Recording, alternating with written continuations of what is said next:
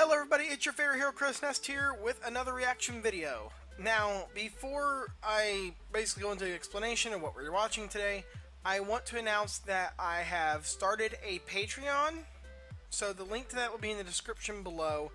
I've not entirely thought out the reward system yet, but I know that as of right now, if anyone who does donate, I don't expect a lot, but you know, because I'm still a small channel, but if you do feel free and you do want to help me out, there's that, and I will be basically giving my thanks at the end of every video to the people who do donate and help me out, because as for my life right now, I'm in kind of a rough spot.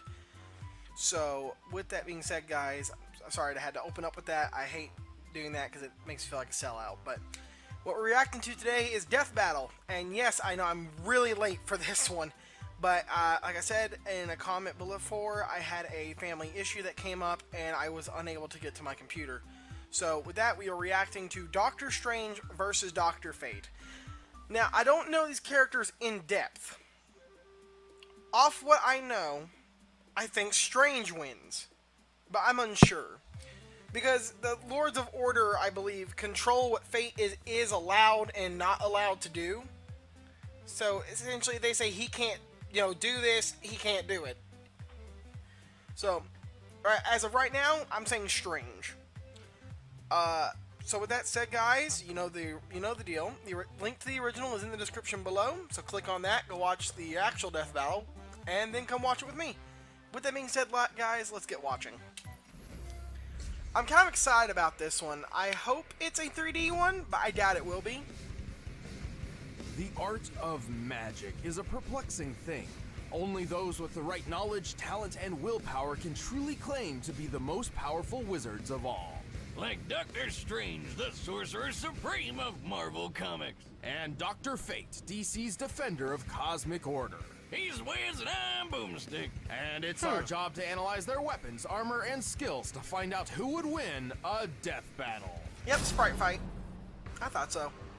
Dr. Stephen Strange wasn't just any brilliant neurosurgeon, he was the very best. Good movie. Too bad he was also a prick who cared more about the money he made than the patients he worked on. Sensational patients bring recognition. Recognition brings money, and money keeps Wellhaven's doors open. Can't blame him though. When your entire family kicks the bucket one by one like Stevens did, it's kinda hard to get attached to anybody else. Also, money's just great. Strange's talent at the operating table earned him celebrations worldwide. His work became more expensive, and his bank account rose into the millions. And then...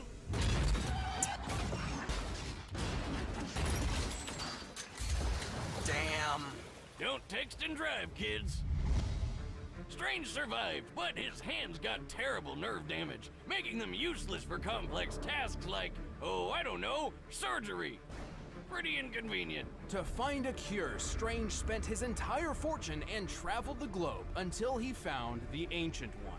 He had heard of this man's befuddling mystic healing powers, and at this point, he was up for trying anything. But the old dude refused to cure him. Instead, he offered to teach Strange how to use magic himself and become a superhero. Who needs hands when you have magic? Through his training, Strange discovered many secrets of the universe, along with plenty of handy spells. He has learned so many charms, jinxes, enchantments, conjurations, hexes, and incantations that it would be impossible to list them all now. I'm sorry I'm being quiet for this one, but I know this is a really difficult fight to really research, so I'm listening real close to Super this. strong like the Hulk or Thanos? No way you're snapping these chains. He can surround foes in everlasting fire with the flames of Faltine, launch energy shots called the bolts of Balthak, You hear say Ballsack? knock out Oh my foes with God. the mists of Morpheus, and shield himself using the 7 rings of Ragador. Who the hell came up with these spell names? Whatever happened to plain old Abracadabra? Everybody loves that one. Other techniques of his include illusions, hypnotism, protective force fields, telekinesis, immortality, time manipulation, power stealing, teleportation, dimensional travel, transmutation, spell nullification. And he can turn himself into a ghost! Ooh. That's his astral form, a projection of Strange's soul separate from his body, which defies the laws of physics. Look, Okay. Liz, he can go through I remember walls that. and fly around. That's a ghost. To invoke these spells, Strange audibly calls upon the powers of the Vishanti. three godly beings of enormous power. Oh, that one's a kitty. I summon forth the shielding powers of the Vishanti. Impressive. He sure puts Mysterio's hocus pocus to shame. Anyway, after many years of study, Strange's mentor was slain by a creepy hentai monster, and Strange was granted the title of Sorcerer Supreme, which is like a normal sorcerer with all the toppings. As Sorcerer Supreme, Strange was deemed the most powerful magic user and defender of the world. To better perform his duties, he carries numerous magical artifacts which assist him in battle. The Cloak of Levitation lets him fly without magic and has a mind of its own, like Aladdin's magic carpet, but way more stylish.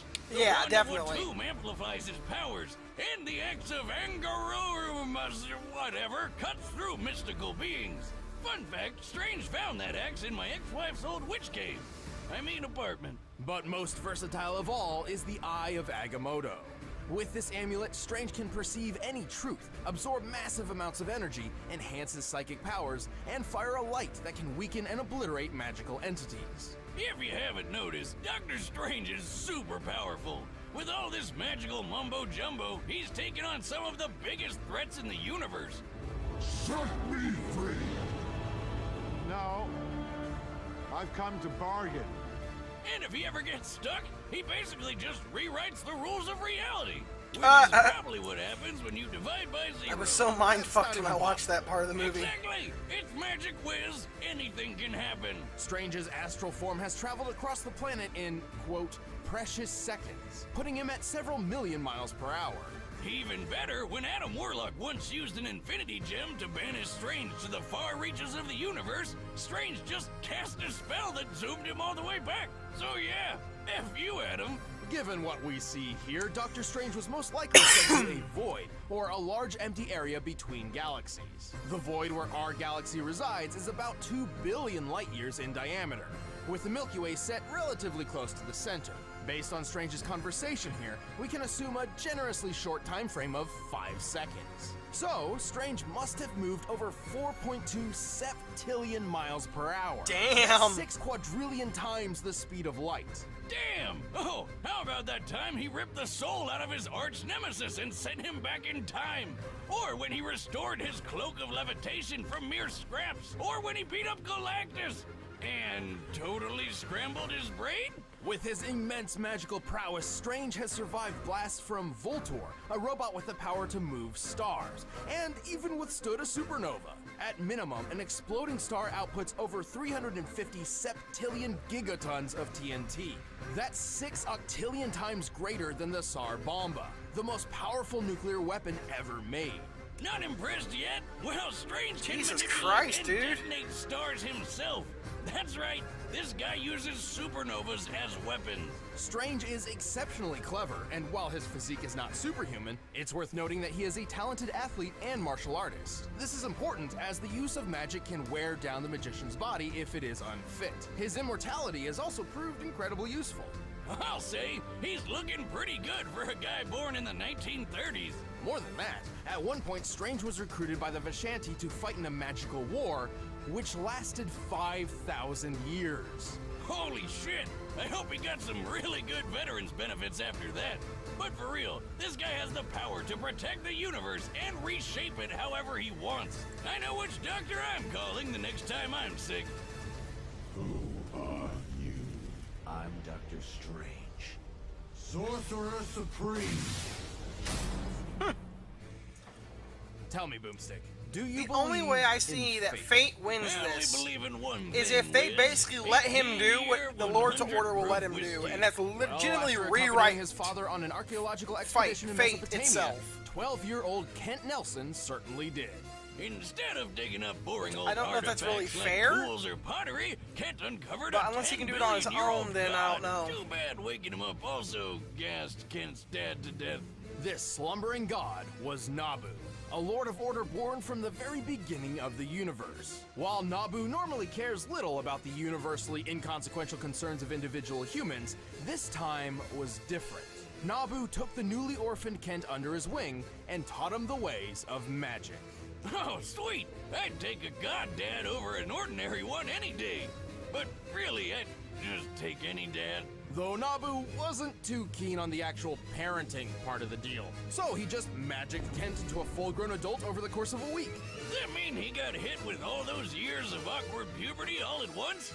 My God, talk about a mood swing. To master the mystic arts, Nabu granted Kent 3 ancient relics. First and foremost, Kent donned the golden helmet of fate. Well, Kent woke up the physical body. Nabu's soul is actually inside this helmet. So when Kent put it on, his spirit merged with Nabu's and they became Dr. Fate. I am an agent of order. Wait, he's 12.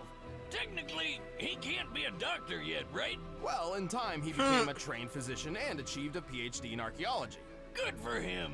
Anyway, he's also got the Cloak of Destiny, which gave him flight, super strength, and superhuman durability. Lastly, he received the Amulet of Anubis, a talisman which increases Fate's powers, counters opposing magic, and can launch an intense beam of magical firepower.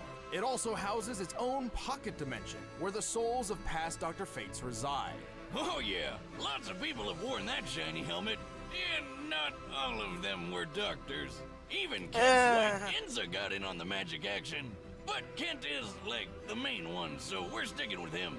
As Dr. Fate, Kent became the immortal champion of the supernatural Lords of Order in their fight against the vile Lords of Chaos.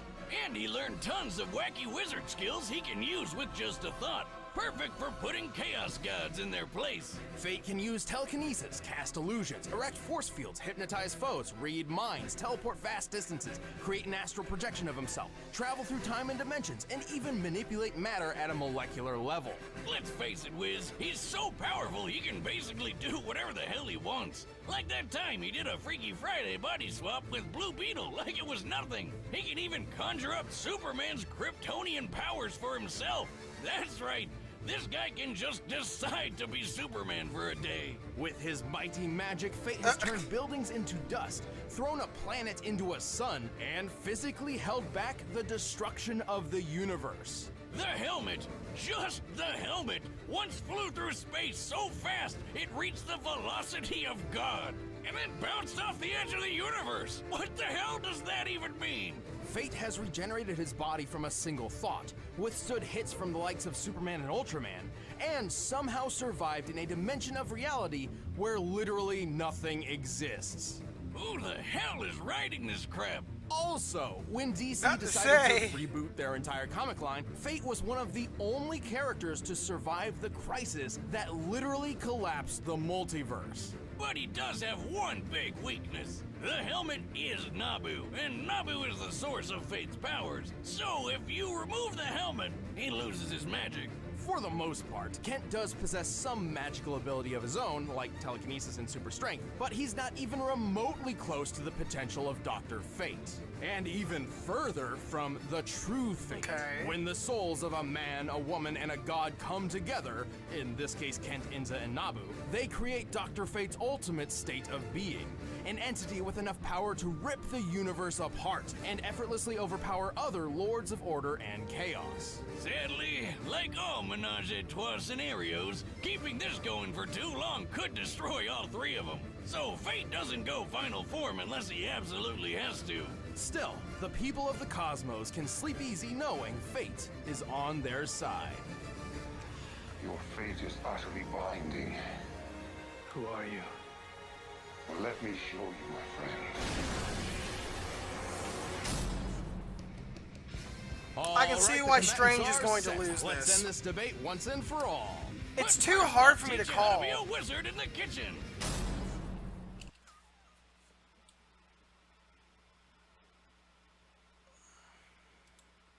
Now, it's time for a death battle! Okay. I'm not sure who will win this. I'm really not. I like Strange more, but my gut's telling me Fate's going to win.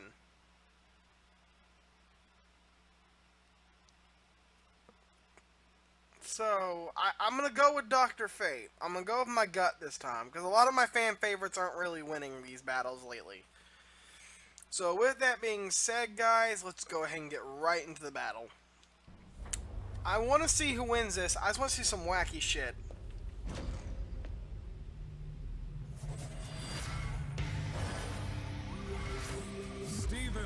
Strange. It has come to my attention that there are two Sorcerer Supremes in this existence. I am here to resolve this embarrassment. I see somebody needs a lesson in manners.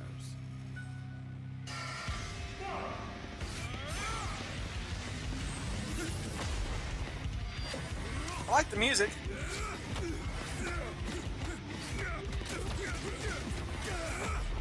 Pitiful. Taste the flames of the Fontaine!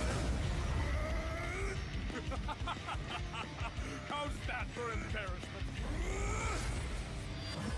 Fool, you are merely a doctor. I am a god.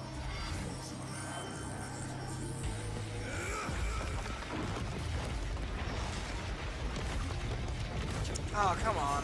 I know I said Fate's gonna win, but it doesn't. I'm hoping Strange does still. This is April.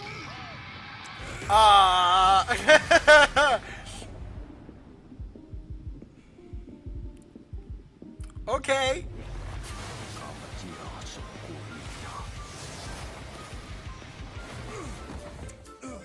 What the fuck? What the fuck? Okay.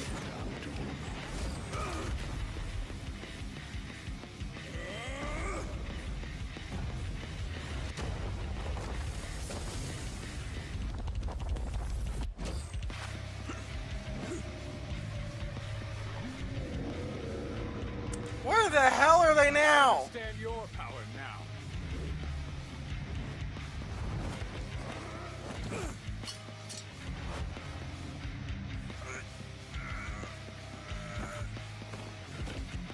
So the god is just a man in disguise. Let's see how you fare with that. Shut up! Oster, grant me the Crimson Bag, the Cinnerack!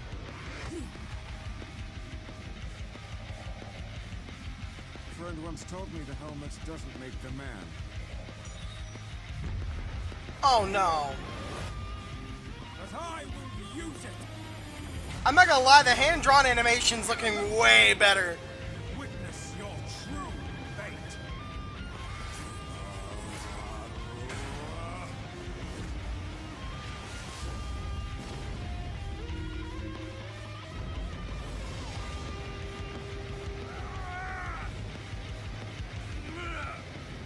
I can't stop you here.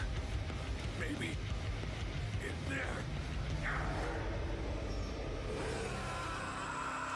What the hell?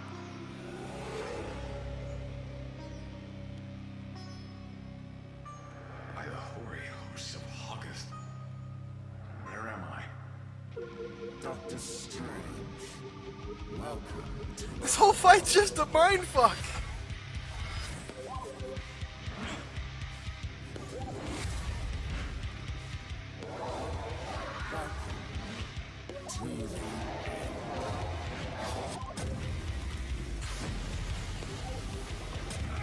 Surely they're not ending it like that.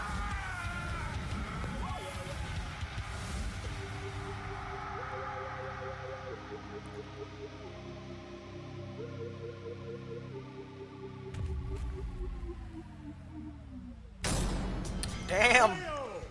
So, don't doctors take an oath to never take a life or whatever? Analyzing this matchup was bizarre. You might even say it was strange? Save the puns, Wiz. That's my job. Yeah, both these doctor wizards were so stupidly powerful, trying to find their limit was like looking for a needle in a haystack. But nobody remembered to put the needle there in the first place. With their maximum potential seemingly unmeasurable, it's easy to make an argument for either one to win. If given the chance, Strange could have certainly, say, stolen Fate's powers, or maybe even just willed him out of existence. I bet plenty of Strange fans are letting us know how in the comments below. And that's fine, but Death Battle looks at the larger picture to find the most likely outcome of them all, and Fate simply held the advantage on a grander scale. Strange may have fought a 5,000-year war, but Nabu's been around since the beginning of the universe. Over 10 billion years. He definitely had way more experience. Fate also had the advantage of casting the majority of his spells non-verbally, while many of Strange's required specific hand movements and incantations. Still, it was only a matter of time until the Eye of Agamotto informed Strange of Fate's one weakness. Depowering him wasn't as easy as you'd think.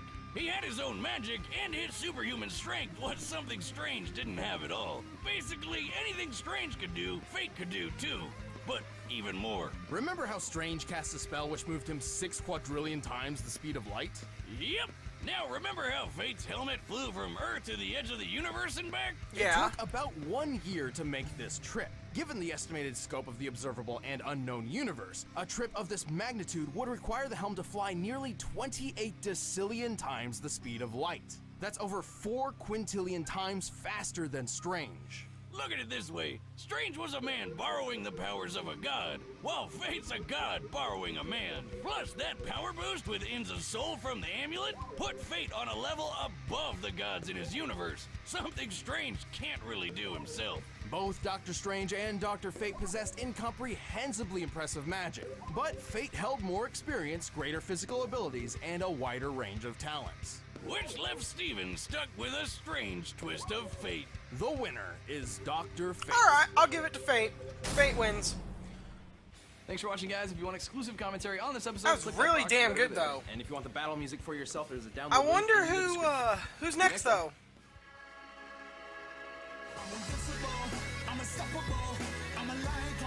Really?